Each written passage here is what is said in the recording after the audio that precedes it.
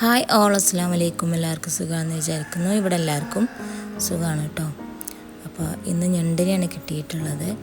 അപ്പോൾ ഇന്ന് അതിനെ വെട്ടിക്കൂട്ടി റെഡിയാക്കുകയാണ് കേട്ടോ. പിന്നെ പുതിയ കൂട്ടുകാർ സബ്സ്ക്രൈബ് ചെയ്യാതെ കാണുന്നവരുണ്ടെങ്കിൽ എല്ലാവരും സബ്സ്ക്രൈബ് ചെയ്ത് കാണുക കേട്ടോ.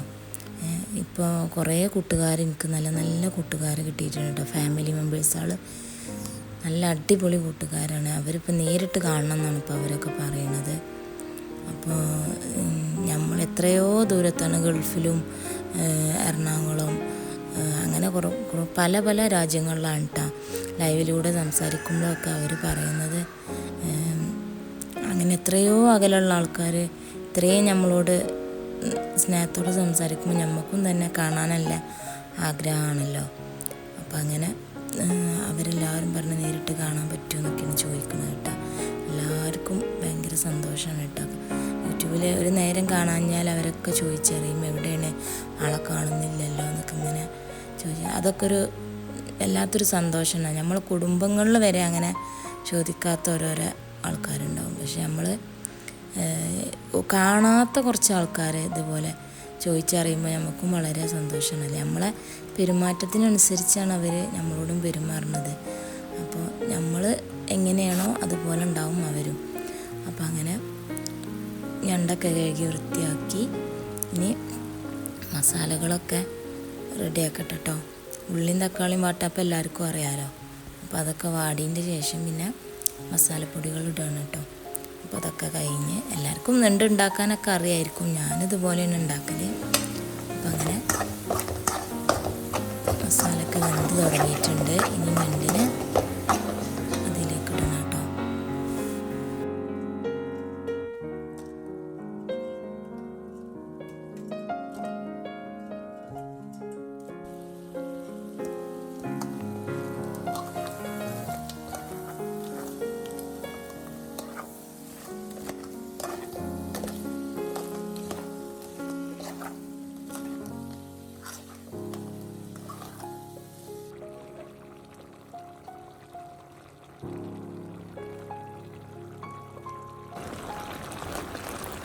ഞണ്ടൊക്കെ ഇട്ട് ഈ മസാലകളൊക്കെ നല്ലോണം പിടിക്കട്ടെ. ഒന്ന് മൂടി വെക്കണം, നല്ലോണം ഒന്ന് വേവിച്ചെടുക്കണം. അപ്പം അങ്ങനെ വെള്ളമൊക്കെ വറ്റി നല്ല ഗ്രേവി പോലെ നമുക്ക് വറ്റി പിടിക്കണം.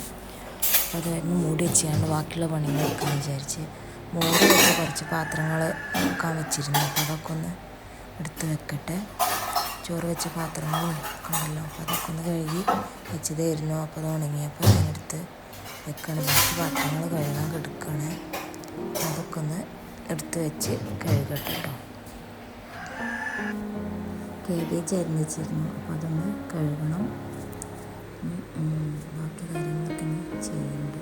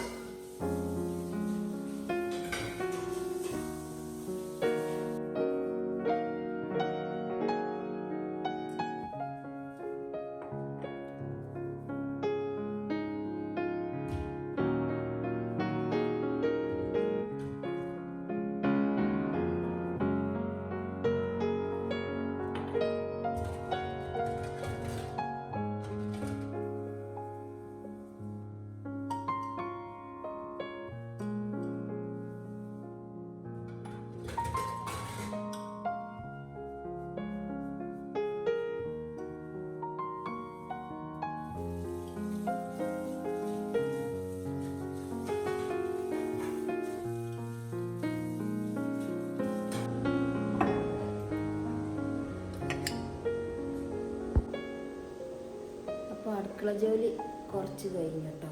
ഇനി ബാക്കി കാര്യങ്ങളൊന്നും ചെയ്യാണ്ട്. എന്താ ചൂടില്ലേ, ഭയങ്കര ചൂടാണ്.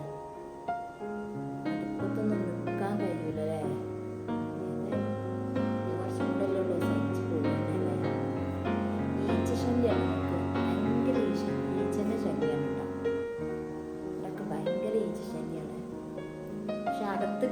നമ്മൾ മീനൊക്കെ കട്ട് ചെയ്യുന്നിടത്തൊക്കെ നല്ല ഈച്ച കേട്ടോ. പക്ഷെ 1-2 അകത്തുണ്ട്, ഇങ്ങനെ കിച്ചണിലുണ്ട് കേട്ടോ. അത് നമ്മളെ മുഖത്തേ വന്ന് നിൽക്കുള്ളൂ.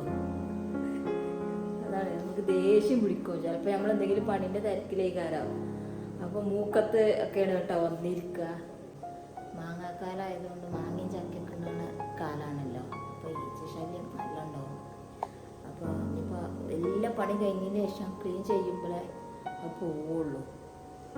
അല്ല ഞാൻ എപ്പോഴും ഇതായിട്ട് വന്നിരിക്കണത് നമുക്കിങ്ങനെ ആട്ടാൻ തന്നെ സമയമുള്ളൂ.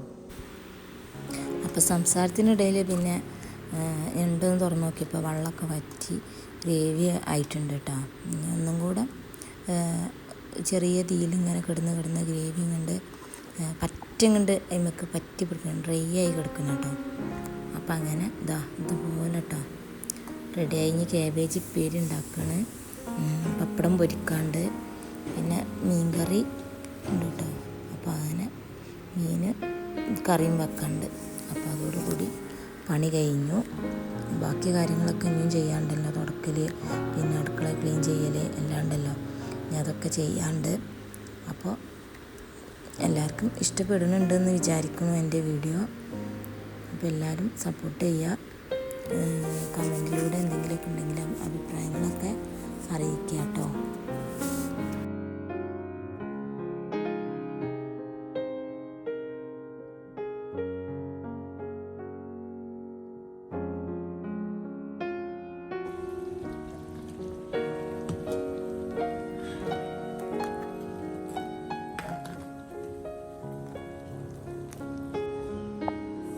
ഇതെന്താണ് പിച്ചള പഴയ കാലത്തുള്ള കപ്പാണത്. രാജാക്കന്മാരൊക്കെ ഉപയോഗിക്കണ കപ്പാണെന്നാണ്. ഇപ്പോൾ മണികാക്ക് വന്നപ്പോൾ കൊടുന്നതാട്ടോ. ഇവിടുന്ന് വിൽപ്പനക്ക് വെച്ചപ്പോൾ അവിടുന്ന് കൊടുന്നതാണ്. ഇങ്ങനത്തെ ഭയങ്കര ഇഷ്ടമാണ്. പഴയ കാലത്തെ സാധനങ്ങളൊക്കെ കാണുന്ന നല്ല രസമാണല്ലോ. മ്യൂസിയത്തിലൊക്കെ കാണാം അങ്ങനത്തെ ഒക്കെ അല്ലേ. ഇങ്ങനെ എഴുതികളുണ്ടാകും, സൂക്ഷിച്ച് നോക്കിയാൽ അറിയാം.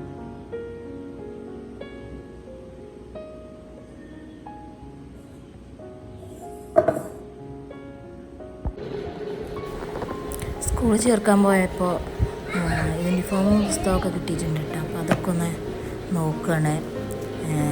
നമുക്ക് പാകം ഉണ്ടായില്ലെന്ന് അവിടെ നിന്ന് നോക്കിയിരിക്കണേ. അപ്പോൾ ഒന്നും കൂടി പാകം ഉണ്ടായില്ലെന്ന് നോക്കണം.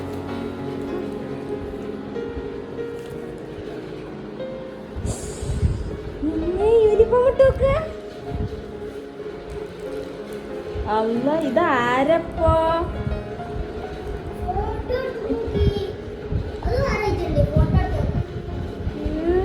വെച്ചിട്ടാ സൂപ്പർ ആയിക്കണല്ല.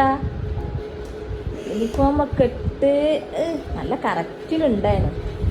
ഇനി വെൽറ്റുണ്ട്, വെൽറ്റില്ല, വേറൊരു കൂട്ടും കൂടി ഉണ്ടല്ലോ. അതെന്താ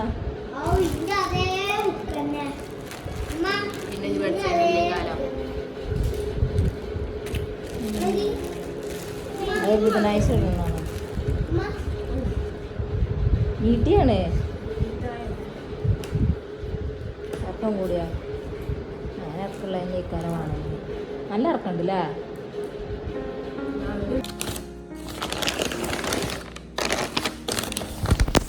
അവളെ ഡ്രസ്സൊക്കെ നോക്കിക്കൊണ്ടിരിക്കുമ്പോൾ ആരോ ബെല്ലടിച്ചിട്ടോ. അപ്പോൾ ഒരു കൊറിയറാണ്, ആമസോണിൽ നിന്ന് വരുത്തിയതാണ്. അപ്പോൾ പുതിയ കാറെടുത്തപ്പോൾ അതിനൊക്കെ തുടക്കാനും കഴുകാനും പൊടി വലിച്ചെടുക്കണ സാധനമൊക്കെ ആമസോണിൽ ഓർഡർ ചെയ്താണ് കേട്ടോ, ഷാലു.